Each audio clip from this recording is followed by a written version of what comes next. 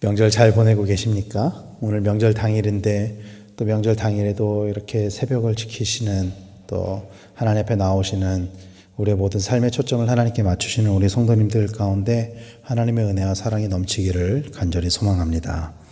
오늘 우리가 읽은 본문은 결혼에 관하여 바울이 권면한 말씀이죠.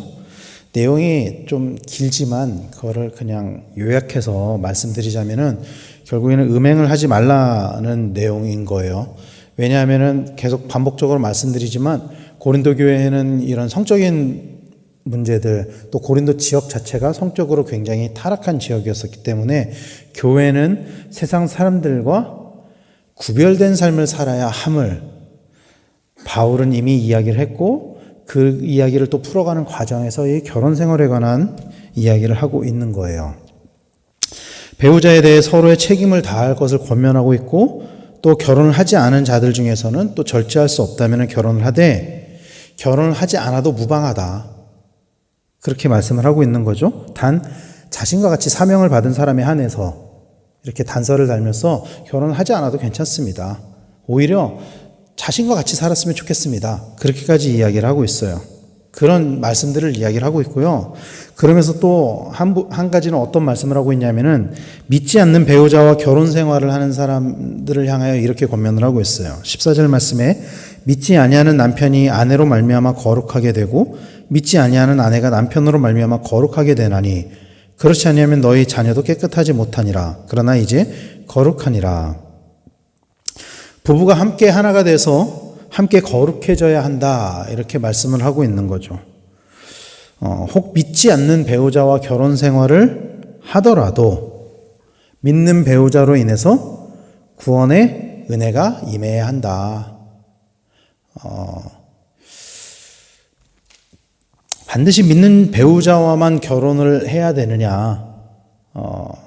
제가 청년 시절에 저를 가르쳤던, 제가 이제 중고등학생 청년 시절에 가르쳤던 사역자들은 전부 다 이렇게 가르쳤었어요. 반드시 믿는 사람과 결혼을 해야 됩니다. 배우자는 반드시 믿는 사람이어야만 합니다. 그런데 모든 사람들이 다 믿는 사람들이랑 결혼을 하고 사는 것 같지는 않아요. 저랑 같이 신앙생활을 했었던 친구들도 그렇고, 예.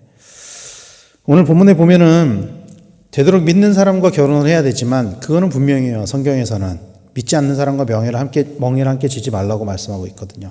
그러나 혹 믿지 않는 사람과 함께 살더라도 믿지 않는 사람이 배우자라고 할지라도 자신으로 인해서, 그러니까 믿는 사람으로 인해서 그 믿지 않는 배우자가 거룩하게 되는 것, 즉 구원을 얻게 되는 것, 그런 방향을 향해서 결혼 생활이 나가야 된다.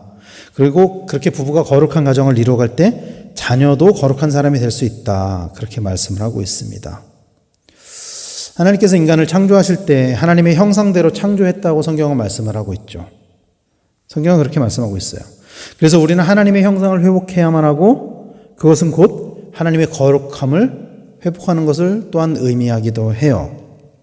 그리고 우리가 또 기억해야 되는 것은 하나님께서 우리를 창조하실 때 우리에게 각각의 그 목적을 부여하셨고 그 부르심과 사명을 주셨고 그 목적을 이루기 위한 최소한의 전제 조건이 하나님의 형상을 닮아가는 것이다 라는 거예요.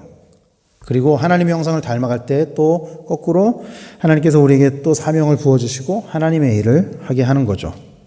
그래서 오늘 본문을 보면은 전체적으로 보면 어떤 말씀을 하고 있냐면은 부르심을 받은 대로 행하라. 부르심을 받은 대로 행하라. 그렇게 말씀을 하고 있어요. 그러면서 결혼 생활을 이야기를 하면서 부르심을 받은 대로 행하라. 이렇게 본문을 풀어가고 있는 거죠.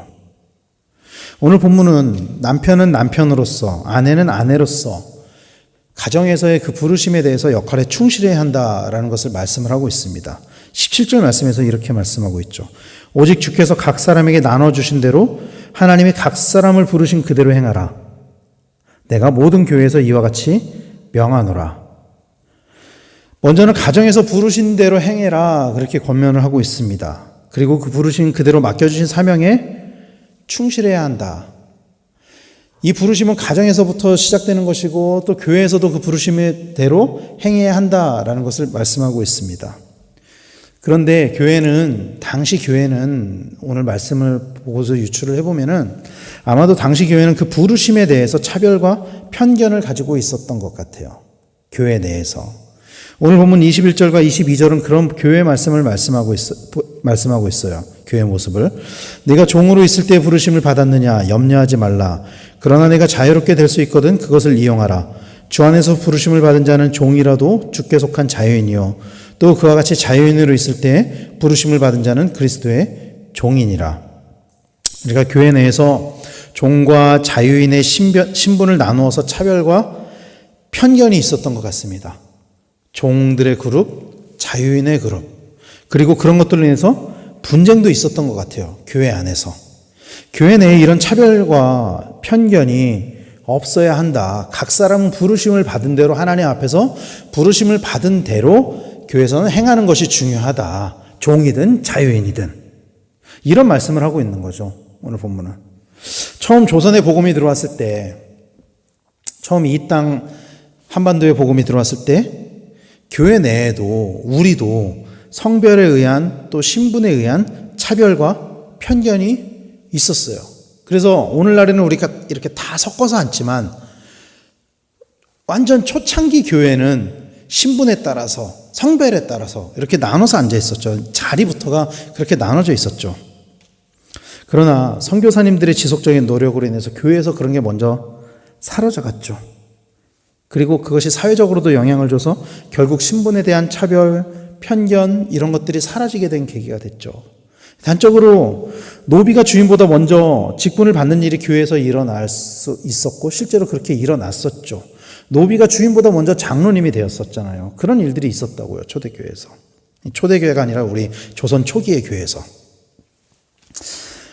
바울은 모든 부르심을 받은 사람은 하나님의 종이기 때문에 사람의 종이 되지 말라 이렇게 권면을 하고 있어요.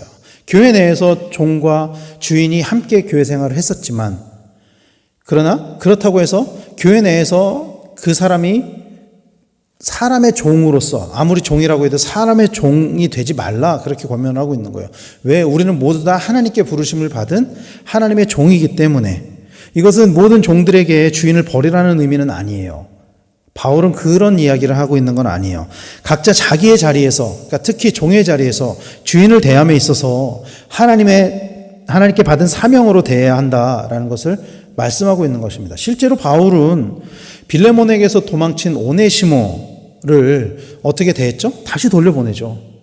너는 종으로서의 의무를 다 해라. 그러면서 다시 돌려보냈을 때 그 도망친 종 오네시모가 주인에게 돌아가면은 죽을 수도 있다는 것을 알고 있기 때문에 그 주인인 빌레몬에게 오네시모를 용서해 주십시오 그렇게 탄원을 하잖아요. 돌려보내면서도. 이것은 종은 종으로서의 지위를, 주인은 주인으로서의 지위를 인정하고 있는 거예요. 적어도 당시 1세기를 살아가고 있었던 바울은 그런 것들을 인정하고 있었다라는 거예요. 중요한 것은 이 땅에서 종과 자유인, 종과 주인이 나눠지는 것이 중요한 게 아니라 바울이 정말로 하고 싶었던 이야기는 그런 것들이 다 지금 당장 없어져야 됩니다. 그것이 아니라 적어도 교회 안에서는 하나님 나라 안에서는 종으로서 주인으로서 그렇게 부르심을 받은 게 아니라 하나님 나라에서는 모든 사람이 하나님께 동등하게 부르심을 받은 하나님의 종으로 세워지는 것이 옳은 것입니다. 그러므로 부르심에 합당한 삶을 살아야 됩니다. 여러분들이 가정에서는 남편으로 부르심을 받았다면 그렇게 부르심을 받은 사람으로, 교회에서는 직분자로 부르심을 받았다면 그렇게 부르심을 받은 사람으로 그렇게 살아야 됩니다. 하나님께서는 우리를 그렇게 부르셨습니다. 그런 말씀을 하고 있는 거예요. 그리고 그것이 가능한 이유, 어떻게 우리가 하나님의 종이 되었냐, 그것에 관해서 오늘 말씀에서는 뭐라고 말씀하고 있냐면요, 우리는 모두 값을 치른 사람입니다. 그렇게 말씀하고 있어요.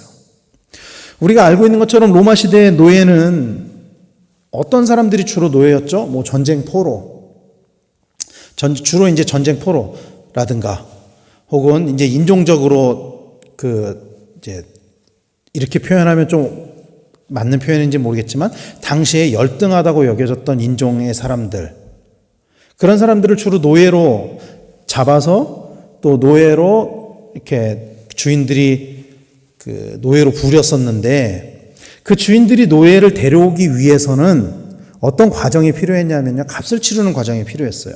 그러니까 노예 시장에서 노예를 보고 선택하고 값을 치르고 데려왔었죠. 이거를 우리가 이야기하는 그 신앙적인 단어, 성경에서 이야기하는 단어, 이 노예 시장에서 값을 치르고 노예를 사오는 것을 뭐라고 말씀드렸었죠? 속량. 이게 값을 치르고 노예를 사오는 것을 이야기를 하는 거예요.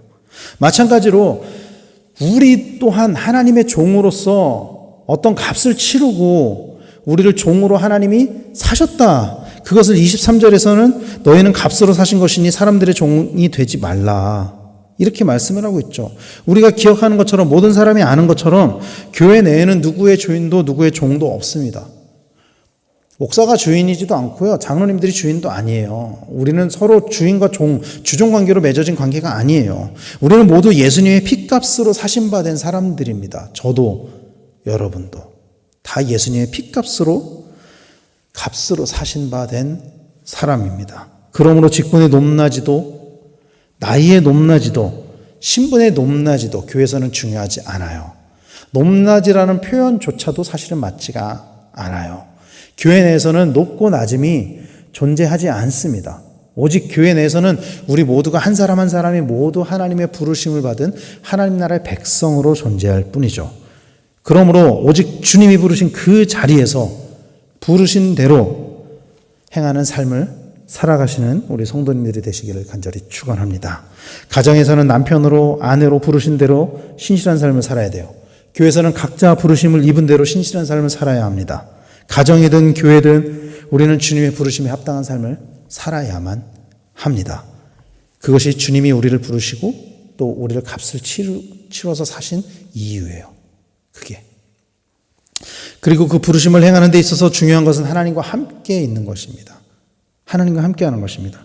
오늘 보면 24절 말씀은 이렇게 말씀하고 있어요. 형제들아 너희는 각각 부르심을 받은 그대로 하나님과 함께 거하라. 부르심을 받은 그대로 하나님과 함께 거하라. 그렇게 말씀하고 있습니다. 가정에서도 교회에서도 우리는 그 부르심을 받은 대로 하나님과 함께 거하는 삶을 살아야만 해요.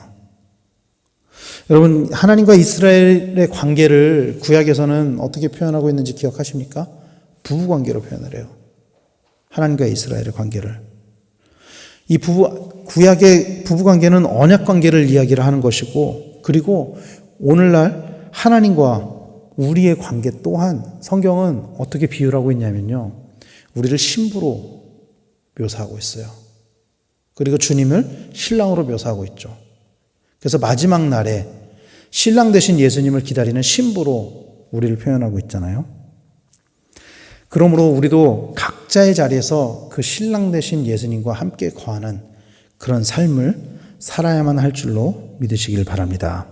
그래서 우리의 모든 삶은 죽게 하듯 하는 삶을 살아야 되는 거예요. 우리의 모든 삶이. 가정에서 있든 교회에서 있든 부르심을 받은 그대로 우리의 모든 삶이 죽게 하듯 주님께 대하듯 그런 삶을 살아야만 한다는 것입니다. 사랑하는 성도 여러분, 오늘 우리의 삶 가운데 우리가 있는 그 모든 것이 하나님이 부르신 곳이 되기를 간절히 소망합니다. 혹시 오늘 친척들, 가족들을 만난다면 그 자리가 또 하나님께서 우리를 부르신 그곳인 거예요. 여러분들이 있는 그 모든 곳이 하나님이 부르신 그곳이 되고 또 그곳에서 부르심을 받은 그런 합당한 삶을 살아가시는 우리 성도님들이 다 되시기를 간절히 축원합니다.